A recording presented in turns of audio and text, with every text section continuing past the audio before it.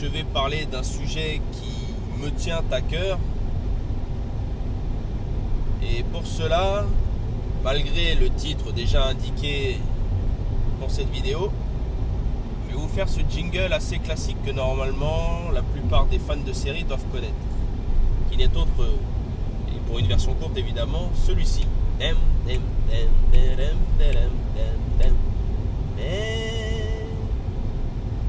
Oui, car Charlie Sheen l'annonce, en se moquant de l'actrice Roseanne Barr qui, avec son tweet raciste, a empêché que la saison 11 qui était annoncée... Je vais refaire ma phrase parce que je me suis un peu mal exprimé. Charlie Sheen qui se moque bien de la série Roseanne à cause de l'actrice Roseanne Barr qui s'est vue perdre sa série à cause d'un tweet raciste qu'elle a posté dernièrement. Ce dernier annonce en même temps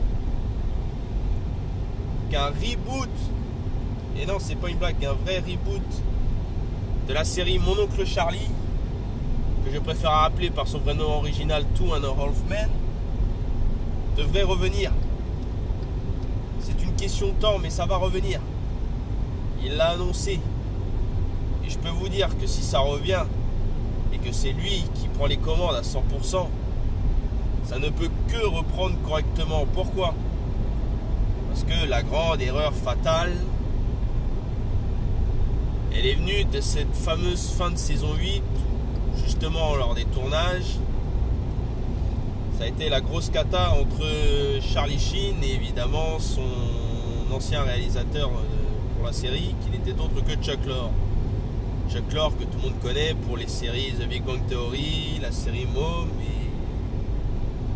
et sûrement d'autres qui me viennent pas en tête, comme Disjoint aussi, qui a été annulé sur Netflix, ce que je trouve un peu chiant, mais bon, ça leur apprendra aussi à mettre un peu trop de scènes et d'émotions là-dedans. Mais bon, ça c'est qu'un détail. Alors je suis content parce que quand on se souvient comment s'est terminée la saison 8, au final on a une espèce de page qui se ferme très vite, parce qu'au lieu de faire une saison qui dure au moins 20 épisodes faciles comme d'habitude, on a une saison 8 qui se termine en 16. Parce qu'au final, tout ce qu'on retient à la fin de cette saison 8, c'est que Charlie tombe enfin amoureux de sa voisine Rose, son harceleuse. Ils finissent par partir à Paris, je crois qu'ils partent à Paris ou je sais où. Ils sont censés se marier de manière un peu clandestine, si on peut appeler ça comme ça. J'ai pas d'autres mots pour expliquer. Et au final, comme le truc se termine mal, on sait même pas ce qui se passe vu qu'il y a le conflit acteur-réalisateur. Finalement, les mois passent et d'un seul coup, on nous annonce donc logiquement que Charlie Sheen est viré, que la série logiquement devrait s'arrêter. Et au final, il trouve un autre plan, il trouve un autre acteur principal, un peu ce qui arrive dernièrement d'ailleurs pour la série L'Arme Fatale. Donc il trouve un acteur et d'un seul coup, évidemment, il chope Ashton Kutcher. Et au final, qu'est-ce qu'on voit au début ? Évidemment, comme ça se passe mal, d'un seul coup on se dit, tiens, on n'a qu'à dire que Charlie Sheen est mort. C'est une connerie, mais bon, chacun son choix. Et encore, c'est super débile, parce que finalement on nous dit il est mort, on nous apprend plus ou moins les circonstances de la mort dans le premier épisode. Au final, un nouveau personnage rentre, Alan devient un personnage qui finalement s'enfonce de plus en plus, mais bon, ça c'est qu'un détail. On peut plus appeler ça 2.5 Men finalement, même au final non plus, parce que finalement le personnage de Jake devient de moins en moins présent dans la série. Et puis c'est devenu n'importe quoi, parce qu'au final on passe de Ashton Kutcher qui arrive, qui fait le tout gentil, qui va s'attacher à Alan et tout machin, à Ashton Kutcher qui devient encore plus chiant et plus emmerdant que l'était Charlie Sheen envers que l'était Charlie envers Alan. Mais bon, ça c'est des petits détails à la con, et c'est là pour moi que tout a basculé. Et encore pire, c'est là où tout a été gâché bêtement. De toute manière, il ne pouvait que s'enfoncer vers la fin. C'est d'annoncer que finalement Charlie n'est pas mort, qu'il a juste été enlevé par Rose, parce que finalement Rose explique que évidemment elle revient aux États-Unis plus tard, et qu'au final finalement elle l'a enfermé quelque part parce qu'elle en avait marre qu'au final final, malgré leur mariage, ils continuent à la tromper, tout machin. Oui, comme quoi on ne change pas les gens. Et donc au final, il y a toute une histoire, tout le monde s'attend à son retour. Et pour tuer le truc, parce que finalement j'ai regardé saison 9, j'ai pas regardé saison 10 complètement. J'ai pas regardé saison 11 et saison 12, j'ai juste voulu voir comment ça se terminait, juste pour voir à quel point ça pouvait que s'enfoncer. Et au final, qu'est-ce qu'on voit? Un espèce de piano qui arrive avec un hélicoptère. Donc sur le coup, on se dit, qu'est-ce qui se passe? Pourquoi il y a Charlie qui finalement arrive au niveau de sa baraque? Et au final, qu'est-ce qu'on voit? Chuck Lorre qui se prend pour qui a dû être fan des Looney Tunes à une époque, parce que d'un seul coup, il se dit, oh bah tiens, finalement, le piano va lui tomber à la gueule. Finalement, il va vraiment crever. Et qu'est-ce qu'il balance? Il dit, attendez, vous pensiez vraiment que j'allais le faire revenir? Et d'un seul coup, il se balance un piano sur la gueule aussi. Voilà. Ça, c'est une fin pour Chuck Lorre. Je trouve ça super naze. Il est vraiment nul à chier, même, on va dire. Donc voilà. Et moi, ce que j'avais aimé au moment où Ashton Kutcher prend sa place, Charlie Sheen, quand même, arrive avec une nouvelle série entre deux. Et là où je pense que je n'ai pas été le seul à le remarquer, c'est que quand il tape l'espèce de punching ball pour ses patients, parce qu'évidemment Charlie Harper dans Anger Management devient Charlie Goodson. Charlie Goodson joue les psys de gestion de la colère. Et ce qu'on remarque au début, les premiers épisodes, c'est qu'il tape dans l'espèce de punching ball. Et finalement, il cite des phrases qui ne peuvent que être en clash contre son ancienne série. Il dit, vous pensez pouvoir me remplacer? Ce sera pire. Vous croyez qu'on peut me traiter comme ça? Je sais plus ce qu'il dit vraiment précisément. Regardez le premier épisode de la série Anger Management, ça vous donnera peut-être plus de réponses. Mais moi, ce que j'ai retenu au final, c'est qu'au final, Two and a Half Men se casse plus ou moins la gueule au fil des saisons, quand on voit que déjà, au bout de 12 saisons, ça ne peut que se vautrer logiquement. Ça fait un peu trop quand même 12 saisons à un moment pour une série comique. Et de plus, finalement, tout le monde se dit, on vire Charlie Sheen, donc voilà, c'est réglé, donc il va peut-être chuter. Et au final, il revient avec une série, et qui, quand même, sur le début, paraît assez simpliste. On se dit que Charlie Goodson, finalement, c'est largement l'inverse de ce qu'est Charlie Harper dans Two and a Half Men. Et au final, là, le petit X, c'est qu'au final, le personnage de Charlie Goodson régresse,